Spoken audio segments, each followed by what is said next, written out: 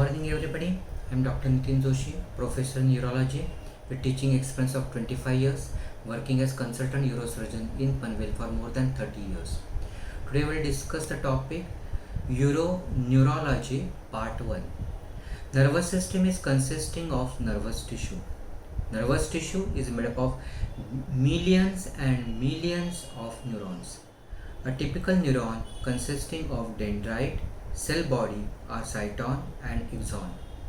Nervous system is divided into one central nervous system and second peripheral nervous system.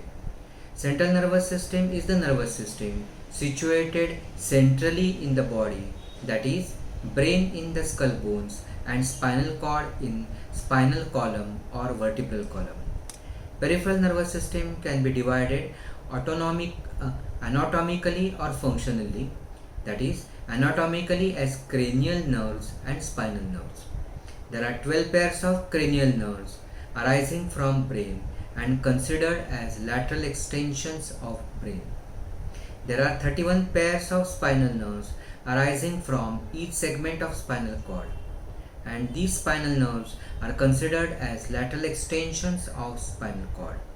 So pairs of 12 cranial nerves and 31 pairs of spinal nerves together form peripheral nervous system. So 12 plus 31, that is 43 pairs of nerves together form peripheral nervous system. This is anatomical classification.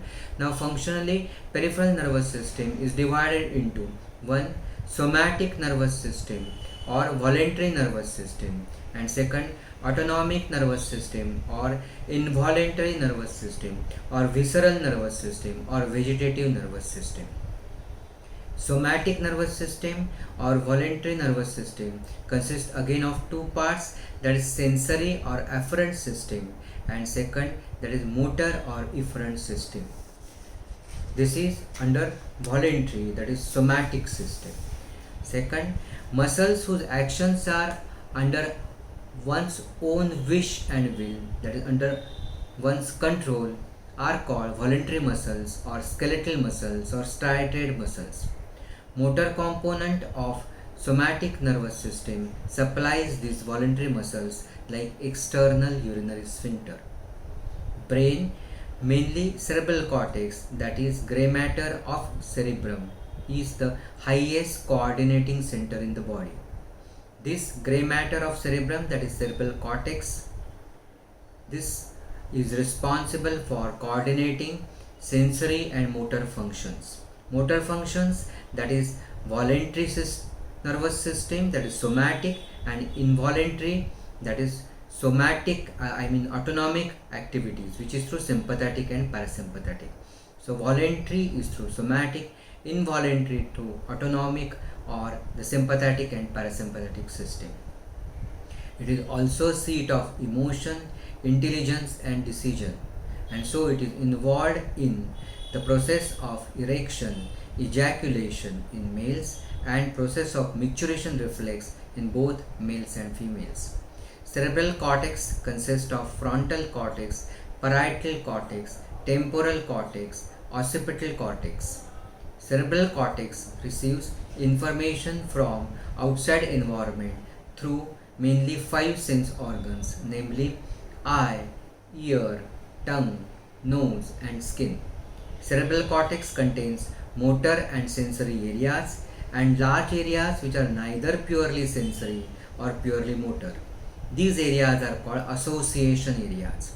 Association areas are responsible for various complex functions.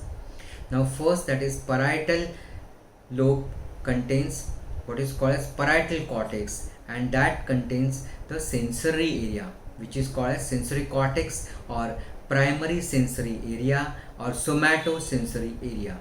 It is situated in post-central gyrus of parietal lobe.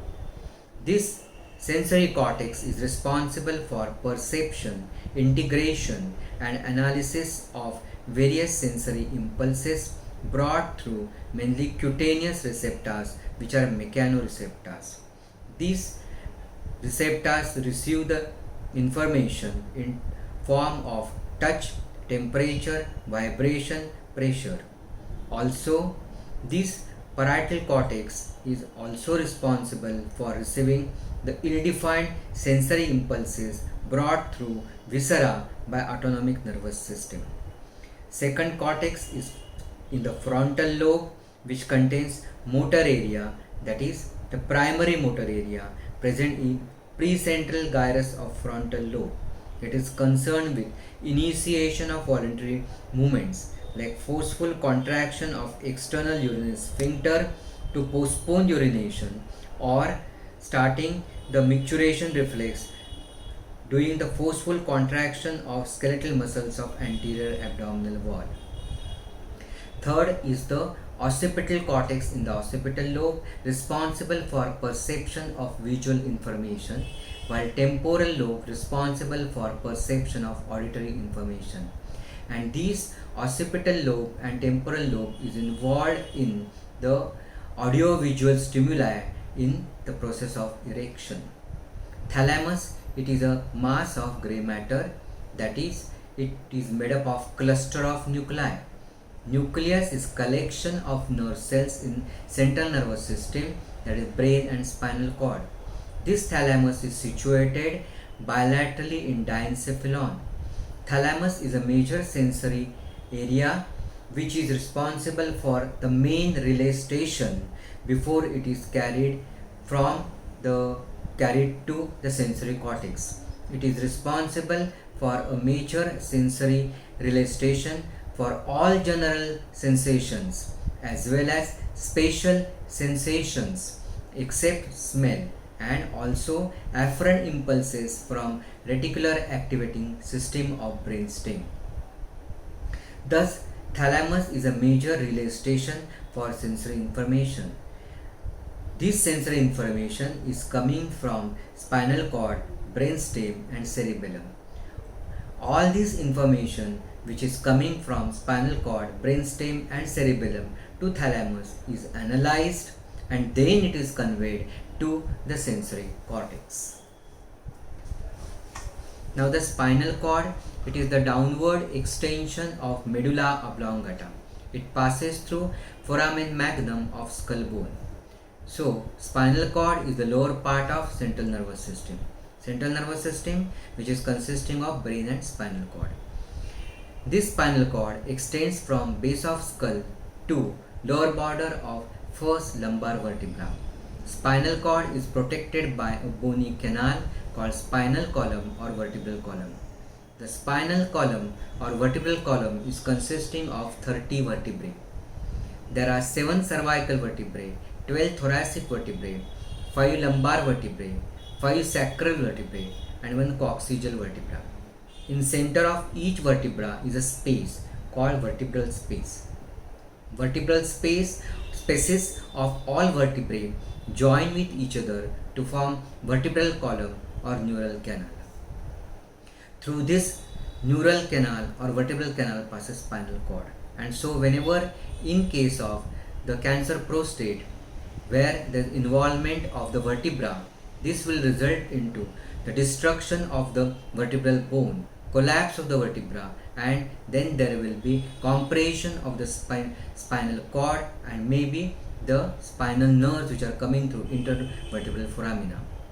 So through this neural canal or vertebral canal passes spinal cord. Like brain, spinal cord is protected by 3 meninges. From outside in they are dura mater, arachnoid mater and pia mater. The space outside dura mater, that is the space between the bony canal and dura mater, is extradural space or epidural space, which is used for giving epidural anesthesia. The space below the dura is called as subdural space. The space below the arachnoid but between the arachnoid and pia mater is called subarachnoid space, and it is filled with CSF. While giving spinal anesthesia, the heavy sensorcaine or lignocaine is injected in the subarachnoid space. During embryogenesis, segment of the vertebral column and the segment of the spinal cord correspond with each other. That is, T1 vertebra corresponds or matches with T1 segment of the spinal cord. However, due to differential growth between spinal cord and spinal column, spinal cord ascends upwards.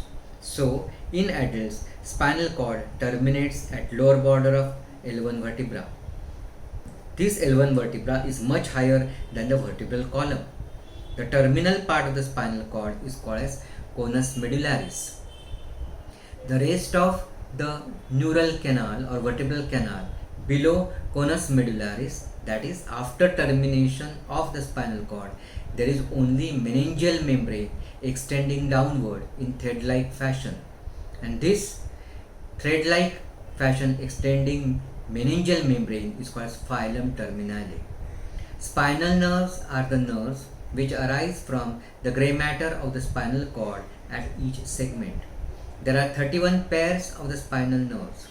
All spinal nerves are mixed nerves, that is, they contain both sensory and motor fibers. Spinal nerves come out of vertebral column on either side through corresponding intervertebral foramina.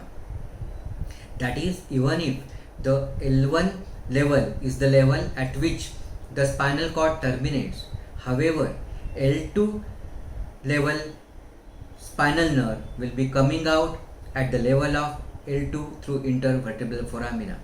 So, even if the spinal cord terminates at higher level, all the nerves will be coming out through the corresponding intervertebral foramina at that corresponding level only. These spinal nerves are named according to the region of the vertebral column they emerge. After coming out through the intervertebral foramina, they innervate corresponding regions of the body.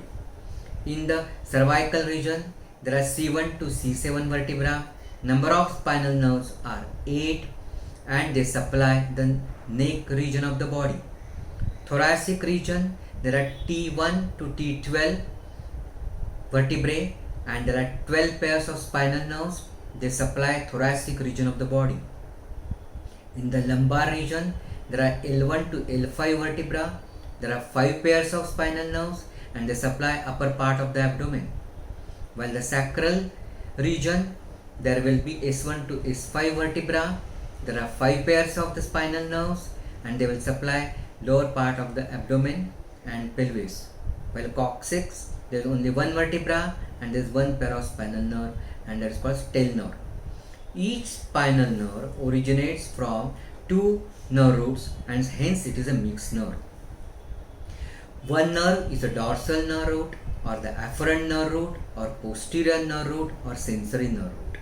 It is continuation of dorsal horn of the spinal cord and is form of grey matter of the spinal cord. In the middle of this nerve root shows a ganglion called as dorsal root ganglion. Collection of nerve cells outside central nervous system, that is peripheral nervous system, is called ganglion.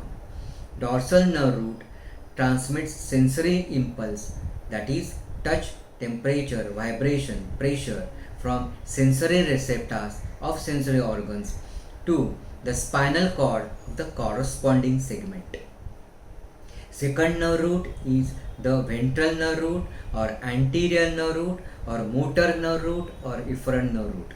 It is continuation of again ventral horn of the spinal cord. So it is also made up of grey matter, but it has no ganglion.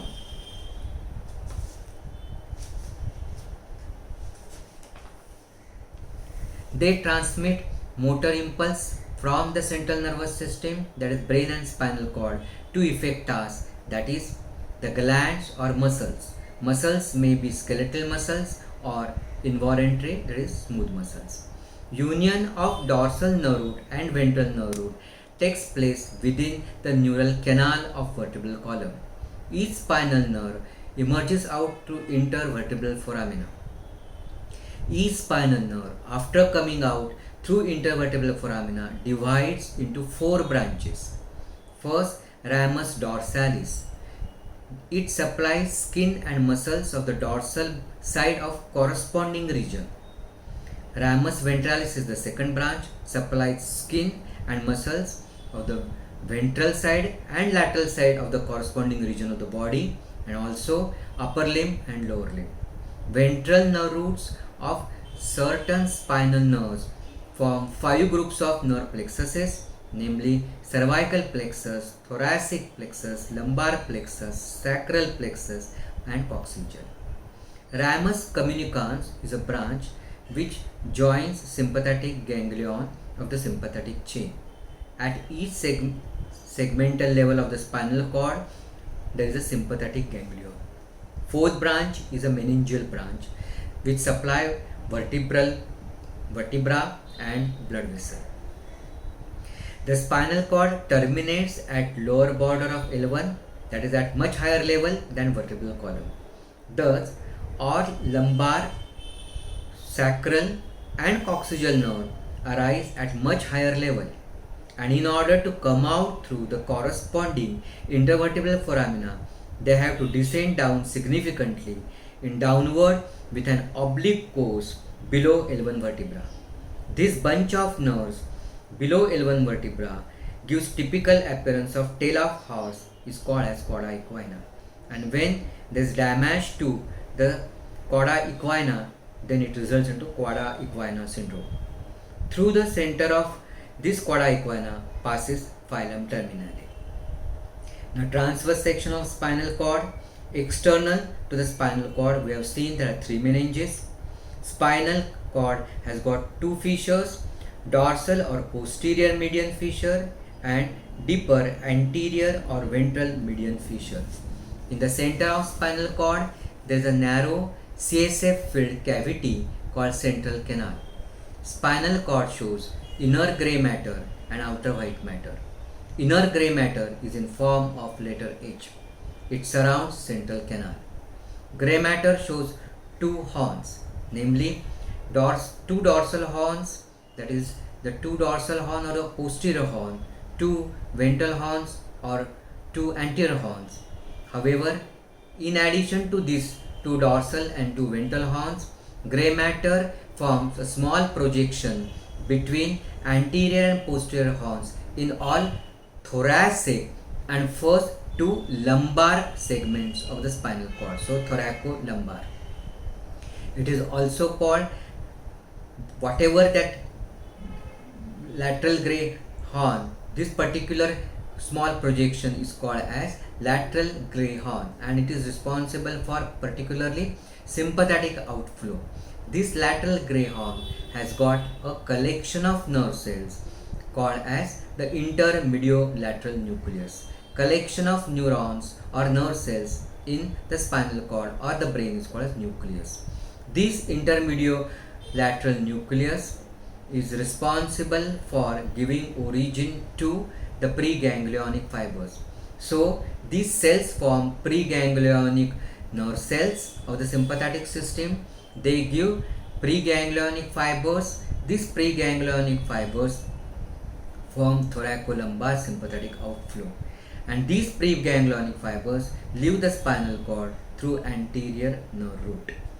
Now, in the parasympathetic system is consisting of craniosacral, but sacral outflow means sacral portion of parasympathetic nervous system. This sacral portion of the parasympathetic system supplies organs which has not been supplied by vagus. This sacral parasympathetic outflow arises from the sacral portion of the spinal cord. That is, preganglionic cells are present in the anterior grey horn of S2, S3, S4 segment. These preganglionic cells give rise to preganglionic fibers. These preganglionic parasympathetic fibers are long and myelinated. Collection of these long myelinated fibers is called as nerve, which is called as pelvic nerve.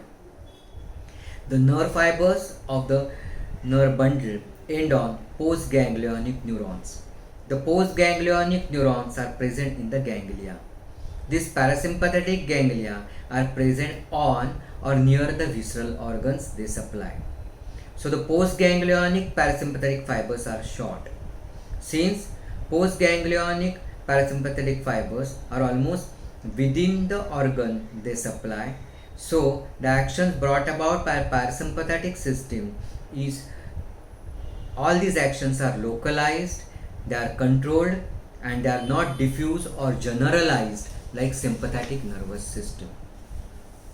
In S2 S4 segment, even there is a somatic motor nucleus called Unuf's nucleus, supplies voluntary or striated or skeletal muscles of external urinary sphincter, periurethral muscles called as ischiocavernosus muscle, which supplies crura and corpora cavernosa, while bulbospongiosus surrounds corpus spongiosum. The grey matter of the spinal cord contains cell bodies of the neuron. Dorsal horn extends and forms dorsal nerve root, while the ventral horn extends and forms ventral nerve root of the spinal nerve. White matter surrounds central grey matter and is divided into three columns or funiculi. That is the dorsal column or funiculus, ventral column or ventral funiculus, lateral column or lateral funiculus. White matter contains bundle of nerve fibers called tracts. They are either ascending tracts or sensory tracts or afferent tracts, and descending tracts or motor tracts or efferent tracts. Ascending tracts arise from dorsal nerve root. They carry sensory information to the brain.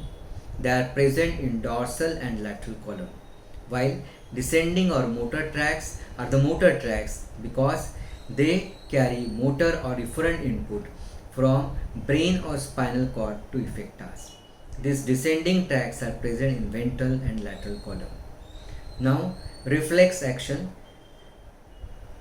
What we have required is a micturition reflex as well as ejaculation reflex. According to the Beston-Taylor, reflex action is defined as quick, immediate, rapid, automatic, involuntary, unconscious action brought about when specific receptors are stimulated by external or internal stimuli. Reflex action always involves CNS, that is brain or spinal cord, for integration of impulse. Depending upon the integrating center, these reflexes are classified as cerebral reflexes or spinal reflexes. One, cerebral reflexes where receptors are located near brain, and spinal reflexes where integrating center is in the spinal cord. So here integrating center is in spinal cord and majority reflexes are spinal reflexes. Reflex arc is the structural and functional unit of reflex action. It is actually pathway or route taken by nerve impulse to travel in reflex action. Reflex arc is formed by receptors and receptor organs, which are the actually receptor organs are specialized organs like sense organs which receive stimulus and convert one form of energy into another, that is electrical energy, which is the nerve impulse. These sense organs are skin, eye, ear, tongue and nasal epithelium. Receptors are specialized cells which present in the organs which receive the stimulus and convert that stimulus into nerve impulse. Second component of the reflex arc is the afferent neuron or sensory neuron. It carries sensory nerve impulse from the receptors to central nervous system, that is brain or spinal cord. It is the dendrite or dendron. It is long, connected to receptor. Its cyton or cell body is located in dorsal root ganglion. Its axon enters the dorsal horn of the spinal cord and forms synapses with the cell bodies of the grey matter present in the dorsal horn. Third component is the association or intermediate neuron. Since the main reflexes are the spinal reflexes, we are going through all the components of the spinal reflex. So the association neuron or intermediate neuron, it is present in the grey matter of the spinal cord. It receives sensory impulse, interprets the sensory information and generates a motor impulse. Fourth component is the motor neuron or efferent neuron. It is the cell body or cyton located in the anterior or ventral grey horn of the spinal cord. Its action, axon travels through ventral nerve root of the spinal cord. It conducts the efferent or motor impulse from the spinal cord to effectors. The fifth component of the reflex arc is the effector organ. It is a specialized part of the body which gets excited on receiving the motor impulse.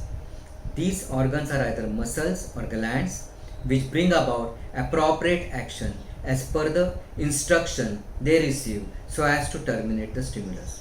For example, contraction of detrusor muscle so as to empty the full distended bladder in micturition reflex. Thank you very much.